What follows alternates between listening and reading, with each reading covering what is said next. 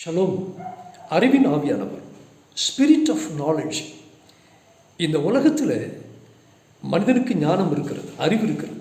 ஆனால் இந்த ஞானத்தை கொடுக்கிற அல்லது அறிவை கொடுக்கிற பரிசுத்த ஆவியானவர் வரும்பொழுது அவர் விசேஷித்தமான அறிவுடையவர்களாக மாறுகிறார்கள்.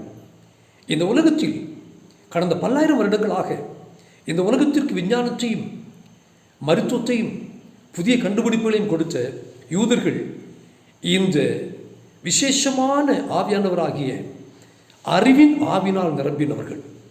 இந்த அறிவின் பரிசுத்த ஆவியானவர் யூதர்களுக்கும் கிறிஸ்தவர்களுக்கும் கொடுத்த அறிவின் மூலமாக இந்த உலகத்தில் மிக மிக அதிகமான கண்டுபிடிப்புகள் இவர்களால் கண்டுபிடிக்கப்பட்டு உலகத்திற்கு அது ஆஸ்வாதமாக மாறியிருக்கிறது. இப்படியே உங்களுக்கு அறிவு வேண்டுமா? இந்த அறிவின் ஆவியை பெற்றுக்கொள்ளுங்கள், அறிவுடையவர்களாக மாறுங்கள்.